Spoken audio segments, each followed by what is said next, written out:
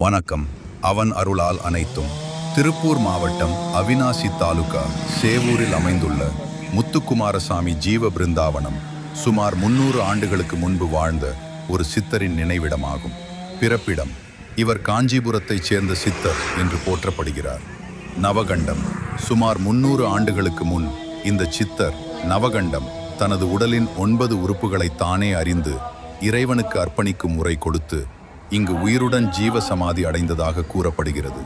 அமைவிடம்: சேவூர் கோபி மெயின் ரோட்டில் வடக்கு வீதியில் உள்ள முசாபுரி தோட்டத்தில் இந்த ஜீவ பிருந்தாவனம் அமைந்துள்ளது.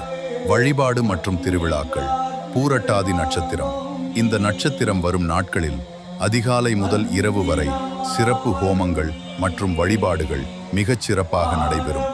குறிப்பாக கும்பராசி மற்றும் பூரட்டாதி நட்சத்திரக்காரர்கள் இங்கு வந்து வழிபடுவது விசேஷமாக கருதப்படுகிறது.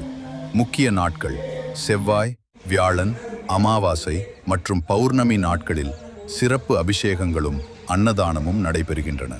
ஆண்டு விழா: இவர் ஜீவசமாதி அடைந்த நாளான புனர்பூச நட்சத்திரத்தில் ஆண்டுதோறும் திருவிழா கொண்டாடப்படுகிறது. அப்போது பக்தர்கள் அலகு குத்தி நேர்த்தி கடன் செலுத்துவது வழக்கம். தமிழகத்தின் பல்வேறு மாவட்டங்களில் இருந்தும் பக்தர்கள் தங்கள் வேண்டுதல்கள் நிறைவேற இங்கு வந்து தியானம் செய்து வழிபடுகின்றனர். வணக்கம். நன்றி. சுமார் 300 ஆண்டுகளுக்கு முன்னால் காஞ்சிபுரத்திலே பிறந்த சித்தர் முத்துக்குமாரசாமியுடைய வாழ்க்கை வரலாறை இவர்கள் கேட்கின்றார்கள். அதுக்கு நான் சொல்லி வருகிறேன். 300 ஆண்டுகளுக்கு முன்னால் காஞ்சிபுரத்திலே பிறந்தவர் சித்தர் முத்துக்குமாரசாமி அவர்கள். ஈரோட்டுக்கு அருகாமையில் வெள்ளோட்டிலே வந்து வாழ்ந்து அங்கு துறவி கூலம் பூண்டு எல்லா தலங்களுக்கும் சென்று இறைவனை வணங்கி அவருடைய அருள் செல்வத்தை பெற்று சேவூர் அழகநாட்சி அம்மன் ஆலயத்திலே தங்கி அற்புதமான காரியத்தில் எல்லாம் செய்து கொடுத்தார்கள். அந்த காலகட்டத்தில் மைசூர் மன்னருக்கு குழந்தை இல்லாத போது இவருடைய அருளால் குழந்தை கிடைத்து அவர் கொடுத்த பொற்காசுகளை எல்லாம் இந்த சேவூரில் 300 வீட்டுக்கு அதிபதியாக இருந்த சிவலிங்கம் என்பவர் இடத்தில் 300 வீட்டுக்கார் சாட்சியை வச்சு அப்பொற்காசுகளை எல்லாம் சிவலிங்கத்தில் ஒப்படைத்து விட்டு தேச சங்காரம் புறப்பட்டார். 56 தேசம் சென்று வந்தார். கேரளாவில் போய் சாமி தரிசனம் முடிச்சுட்டு அங்கிருந்து பேரூர், அங்கிருந்து அவினாசி, அங்கிருந்து பெருமாநல்லூர், அங்கிருந்து திருச்சி மலைக்கோட்டை தாயுமானவரை வணங்கிட்டு அங்கிருந்து ஆந்திர மாநிலம் சித்தூர் காளிகையில் போய் ஐக்கியமாகலான் போகின்ற போது காஞ்சிபுரி அம்மன் பிரசன்னமாகி நீ சேவூரில் போய் ஐக்கியமாகின்னு சொல்லி அவருடைய அருள் பெற்று வந்து சேவூர் அழகநாட்சி அம்மன் ஆலயத்தில் தங்கி அந்த ஆலயத்திலே அந்த அம்மாளிடத்தை அருள்வாளி பெற்று பிறகு சேவூர் முசாபரி தோட்டத்தில் பரன் கட்டி பரன் மீது நின்று கொண்டு நான் உயிரோடு சமாதாகிறேன் என்று அறிவித்தார். இதை அறிந்த ஆண்டோர்களும் சான்றோர்களும் பெரியவர்களும் இந்த இடத்திலே பெருந்திறனாக கூடினார்கள். பரன் மீது நின்றுவிட்டு சிவலிங்கத்தை கூப்பிட்டார். சிவலிங்க வரமில்லை காரணத்தினாலே அவருடைய ஞானத்தால் கண்ணை மூடி பார்க்கிற போது அவர் சப்பர் மஞ்சக்கட்டில் படுத்து உறங்கிக் கொண்டிருந்தார். அப்போது இவருக்கு கோபம். ஓடும் செம்பொன்னும் ஒக்கவே நோக்குவார்கள் சிவஞானிகள், மன்னவர் தந்த பொன்னை தனக்கென்று எவ்வகையிலும் பயன்படுத்தி கொள்ளாத தன் அந்திம காலத்தில் ஏழை எளியவருக்கு தானம் செய்வதற்காக வைத்திருந்த பொற்காசுகளை கவர்ந்து கொண்டு இந்த சிவலிங்கம் ஓடி ஒளிந்து கொண்டார். ஆக இவன் குடிகடும் 300 வீடு 30 ஆகி 30 3ஆக சாவக்கிடை என்று சினத்தால் சபித்தார். அவர் கொடுத்த சாபம் அந்த 300 வீட்டுக்காரையும் பாதித்தது.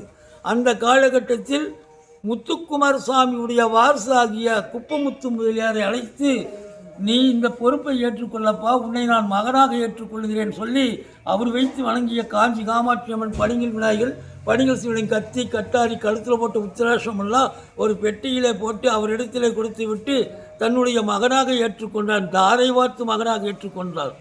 மகனாக ஏற்றுக்கொண்டதற்கு பின்னாலே ஒரு 5 தேங்காய் வாங்கி உடைச்சி அதை துண்டு துண்டாக போட்டு வைக்க சொல்லி அந்த தேங்காய் துண்டும் அந்த சதையும் மறுத்து 4 வீதிகள் சுண்டி விட்டார்.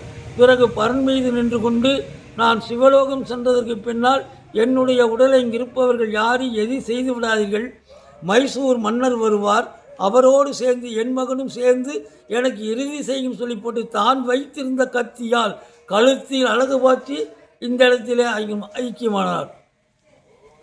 நாம் அதுக்கு பின்னாலே தான் இந்த வரலாறே வருகிறது. நானிலம் தன்னிலே கலியுக சகாப்தம் 4842 மேல் வந்த துந்திமி வருஷம் நல்மார்கழி திங்களான 3ஆம் தேதி சுக்லபட்சம் அது ஈட்டியுடனே அன்பான புனர்பூச நட்சத்திரமும் அழகு பெறும் சுபதினத்தில் வானவர்கள் சிறைமேற்க கந்தர் துணையாம் வீரபாகுடன் முதலான 9 பேரும் வழியடிய சூரரை வென்று கட்சி அண்ணாமலை மைந்தன் செல்வமுத்துக்குமரன் பூம்பரநேரி கழுத்தலிகை பாய்ச்சி சிவலோகம் சென்றார் என்ற விருத்தம் அவருக்கு வரும்.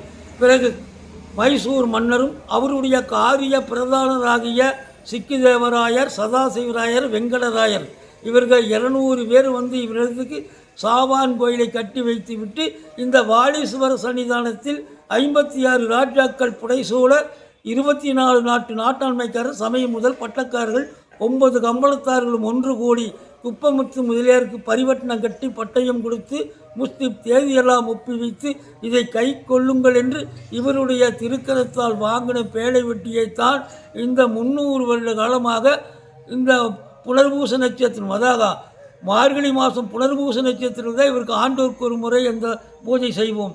அது நாளை நடக்கப்படுகிறது. அப்படி விழாவளியெல்லாம் நீங்கள் கலந்து கொண்டு அவருடைய அருள் செல்வத்தை பெறுமாறு கேட்டுக்கொள்கிறேன். நன்றி, வணக்கம். இதை மற்றவருக்கு ஷேர் செய்யுங்கள். மேலும் தகவலுக்கு கமெண்ட், லைக் பண்ணுங்க. உங்களுக்கு தகவல் தொடர்ந்து வர சேனலை சப்ஸ்கிரைப் பண்ணுங்க. மிக்க நன்றி. Gold peacocks media.